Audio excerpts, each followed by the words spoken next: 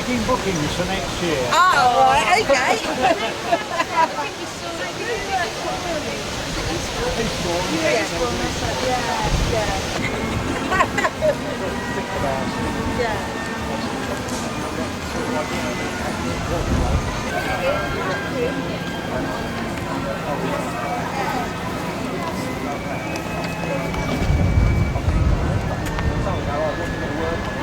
And I'll zoom in on it, it's like rust.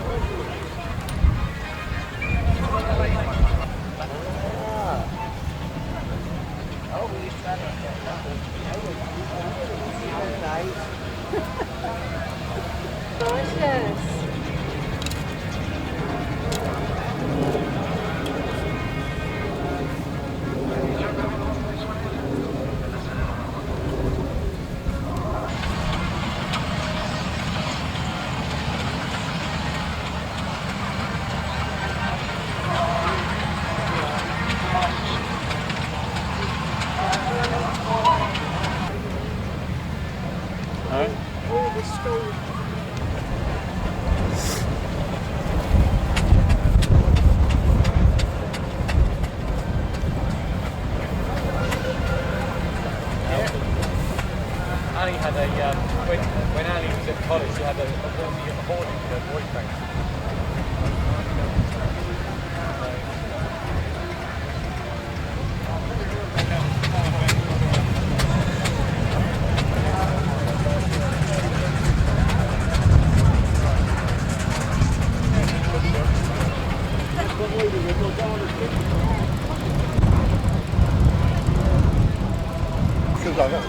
Look.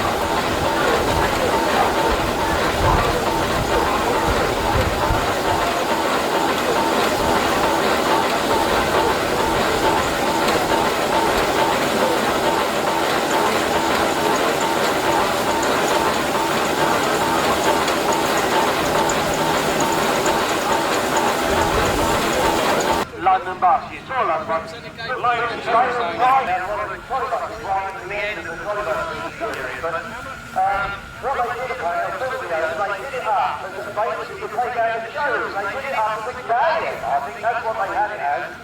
Anyway, since then it has been rebuilt as a shower band.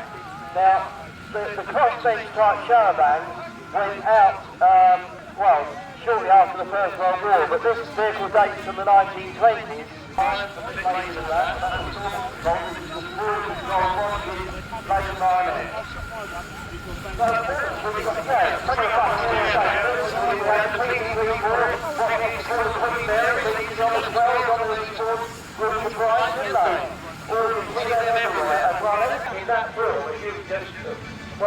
Articulated is the only one. So we've got some pretty rare vehicles. There's an Atkinson up there I was hoping would come in. It was one of the Atkinson new lines. There's only one of those that I've seen. But we're blessed today with a good selection of vehicles from the classic period of when we were building commercial vehicles. We've got all the major manufacturers on show. We haven't seen a guy. We haven't had a guy in the ring, but we've got Dennis, Leyland, AEC, Scammels, of course, and not to mention Land Rovers, Fords, and a very good representation of what was our classic history, shall we say, of the time when this country was foremost in the world, and I can say that with all truth, hand on heart, for building commercial vehicles. Now, some of them we've talked about bringing vehicles that only do 5 or 6 miles a gallon. We all know how dear fuel is.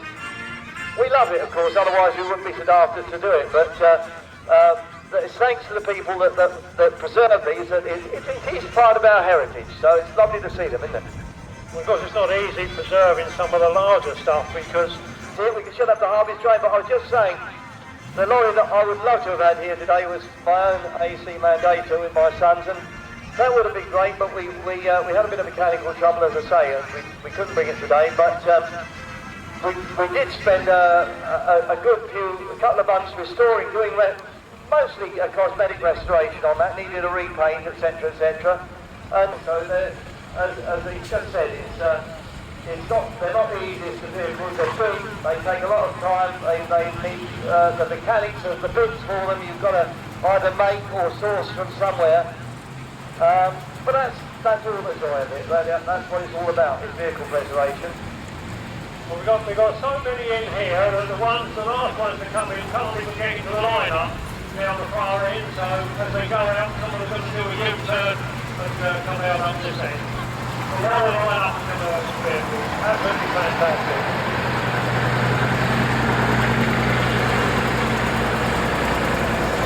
I remember seeing the Lioness when I was here yesterday, turn up yesterday evening on site, and I was gobsmacked because I hadn't seen one of those for a long time. Another one that I do know exists is owned by Peter Stanier, and when I was part owner of Leyland Lion, we used to do the London Brighton commercial run together. So to see another one, that was quite interesting for me. And to see that diamond, the diamond T in the American original condition that it would have been in a naval dockyard, and a diamond. I am interested in what you've got under the bonnet on this one. Crazy. I've always known he would have kept the centre in. There's nothing like the engine, you know. Of course, when the American forces had them, they didn't think anything of the petrol engine. They all had petrol engines.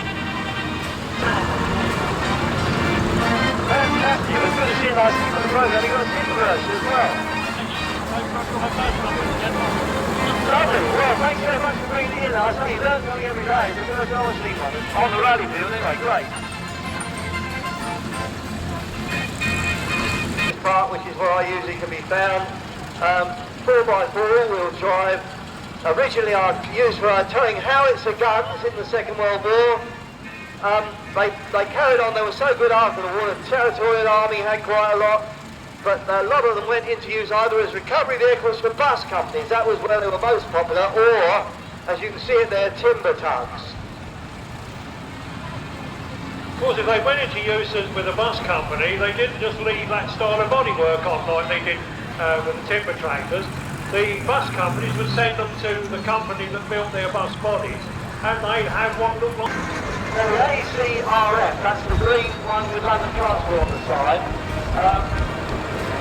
was the first under-floor engine bus that, well, that wasn't that right, because the Q was the first out of the side engine, but the first under-floor engine bus that London Transport ran in any country. And we got on the green line route on the red bus in the city, and these have now the original ones in the central area, and that's what I thought was originally the coach version with the green line. So like the coach version, they became classes as well, isn't they? Yeah, they're probably one. Lovely colour. There's one of them in our collection. It's a lovely vehicle to drive, lovely to ride on.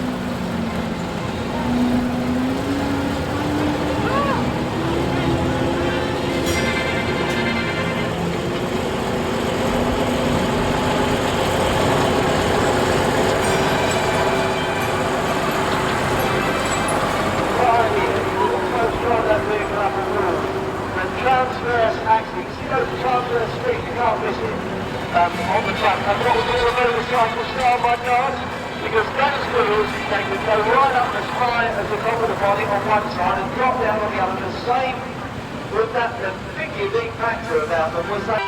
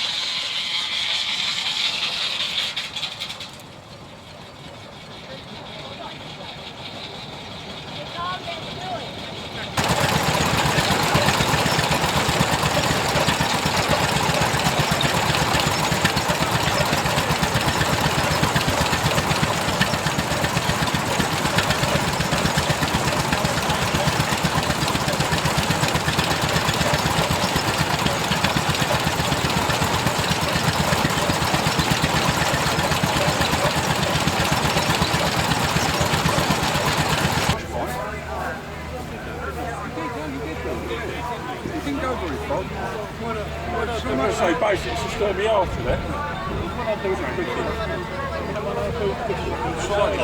I built my cycle on one and I can't do it and I will. It's a good one even.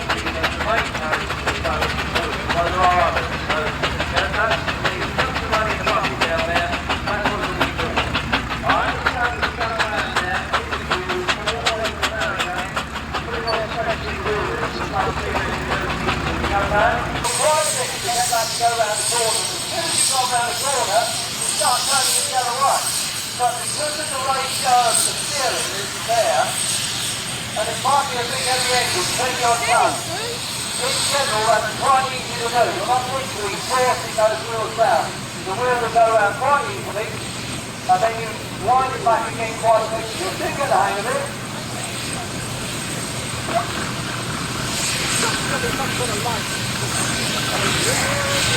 And then in this case, the engine will be going quite slowly, and if you are in danger of running through the arena, playing through the crowd, you won't because the driver will stop it, so there won't be a problem. In any case, you won't do that, you'll love it, you'll find it very easy, I'm assure you.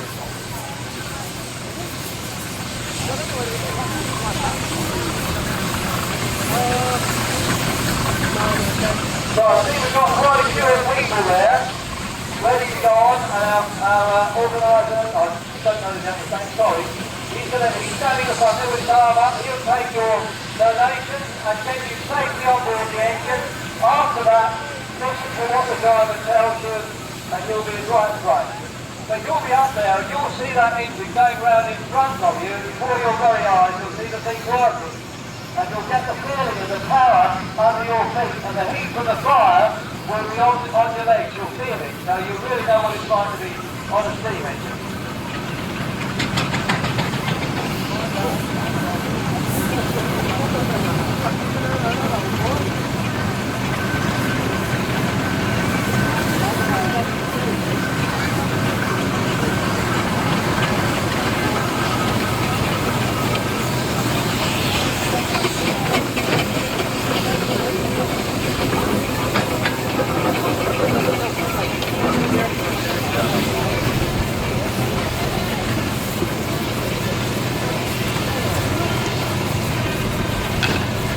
Well, the word about the weather, as you do, is that when I got up this morning, I listened to the weather forecast, and they said it was going to be about 24 degrees. I thought, hello, it's short sleeve weather, we're going to be stifled in the arena here, we're going to be gasping for water, but it's not been in light anymore.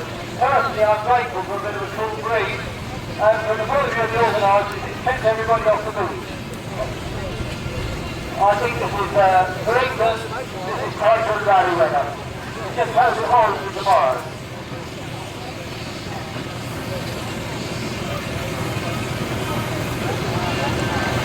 But those of you, particularly ladies, who come in short sleeve dresses will probably be wishing they bought a woolly. Well, that's England for you, isn't it? These girls had to put the backs on. Am I technically fake? Well, you can hear me say that.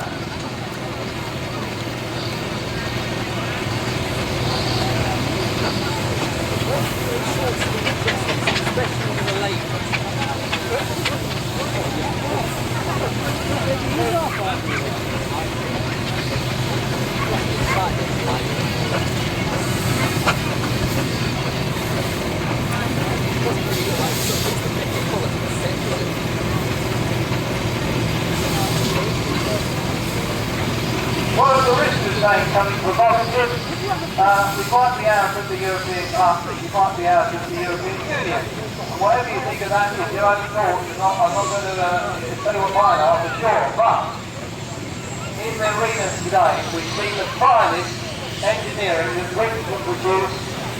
Some of it over 100 years old. Will your motor or mine or any of the lorries or buses on the road today be going in 100 years' time? I very much doubt it. Unless they're in a museum.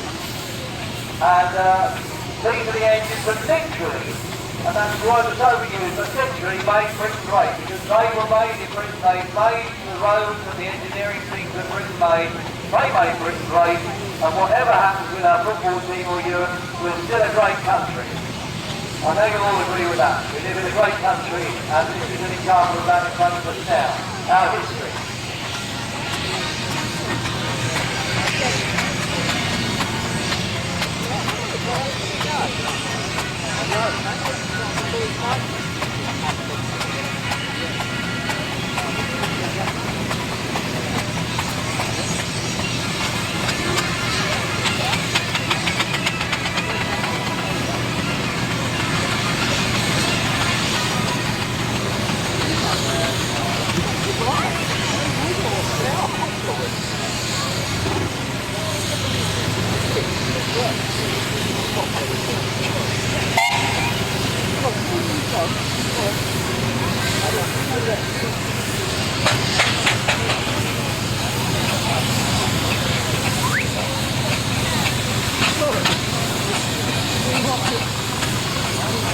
In order to keep our history going, we have to keep it going to the next generation. I'm pleased to see that this is used for the engine quite on the young people. And I know with, again going back to the Jessup collection, we've had some young volunteers as young as 12 years old, 14 I should say, that have started on the engine and have gone on to a full-time engineering apprenticeship.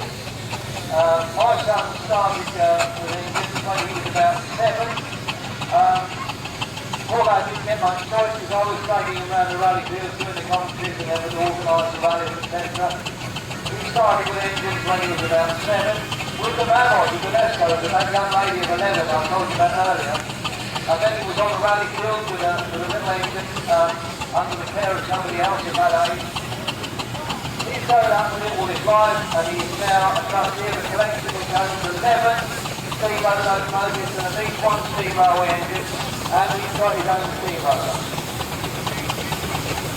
And it's now 41, but he's not saying that, I'm sure you will, can't hear me anyway, so he's been with us since he was 7 years old, and it's the next generation that are handing this on. So I'm pleased to say that for a lot of young people, both male and female, who are picked up the Army's engines, who are actually on the engines now, under the guidance of their parents or perhaps a relative, and enjoying the hobby and will take it forward when old Jesus might be long gone.